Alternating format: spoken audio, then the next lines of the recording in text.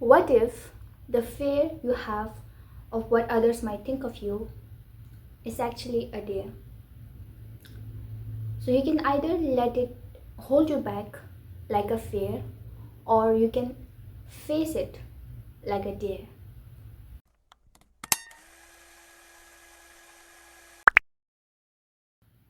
Hey everyone, so this is going to be my first time ever making this YouTube video, and it is something that I've been wanting to do this for a long time, but I was never able to start it because honestly that time I felt like maybe I should not do it, because what if people judge me for this? What will people think about this?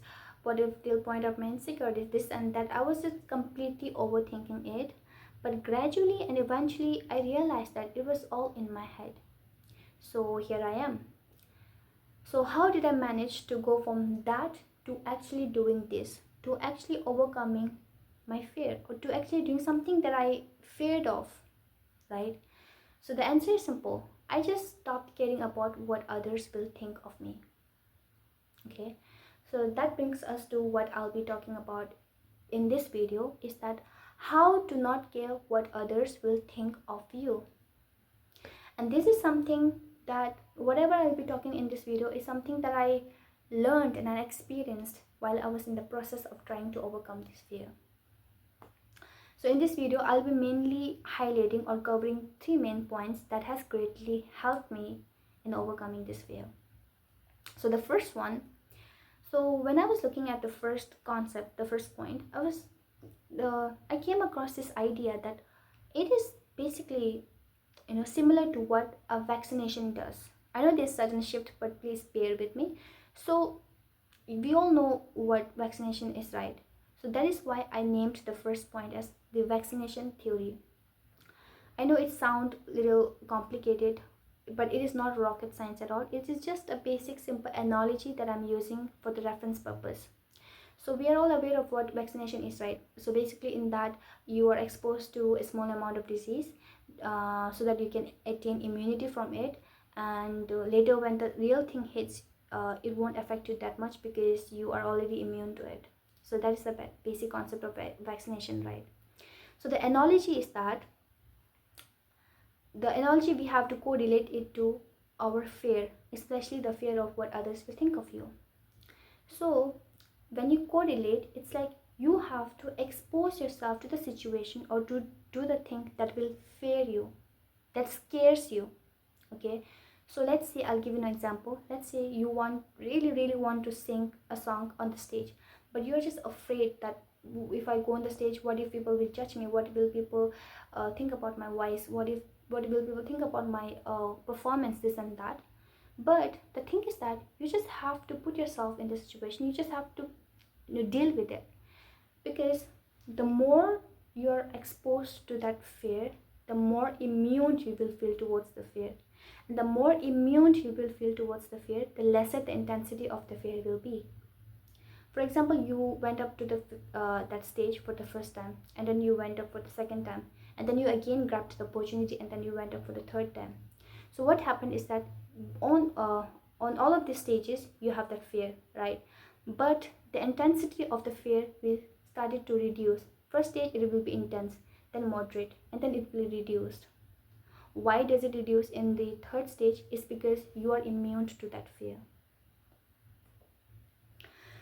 Okay, the next point is that this is something that I used to do. Like whenever I used to do something good, when I like giving a speech or a presentation or whatever it is, I wanted people to validate me.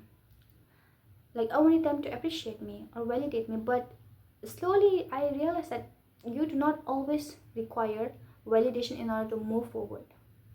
If there's someone like a person who requires constant validation in order to move forward, that very thing will be the one that will hold that particular person back.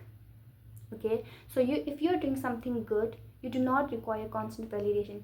You do not require people to see it. You do not require people to validate it, because not always you won't always receive validation from others.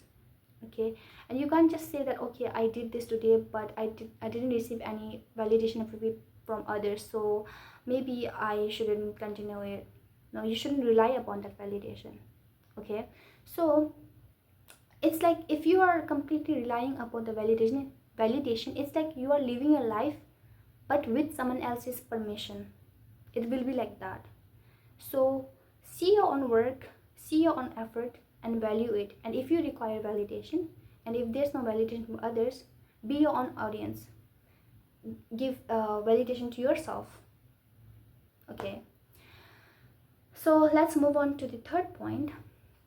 It's that it is okay to not care about what others think, but is it all okay to do it every time?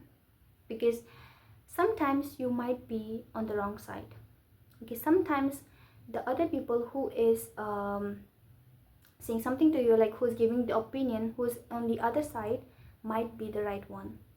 Okay, you can't just say that okay, everyone is saying negative things, I just don't want to listen, I'm doing whatever I'm doing is the best, whatever I'm doing is the good, like the right thing, so I'm not going to listen to no one. So you cannot be that. You cannot have that attitude. You cannot have that narrow-mindedness of just doing whatever you want to do without listening to the other people. So for that you have to know the difference. Okay, for example, if you're putting up for yourself in the upfront, if you're in a situation where you have to deal with so many people, you'll receive so many opinions, you'll receive so many criticism. Does that mean you have to avoid all of this? No. So I'll give you example. There's person A and person B. The person A says, oh, you did a presentation yesterday, right? It was bad, you looked really weird. And the person B says, oh, you did your presentation yesterday, right? Your clarity was so bad, and maybe you should improve on your pronunciation. Now if you're like narrow-minded, if you like feel like okay, this both gives me negative energy, so I'm not going to listen to all of both of this criticism. But you should not do that, because in the surface level, on the surface level, this both of this criticism might look weird, like might look negative, but you have to analyze it on the depth.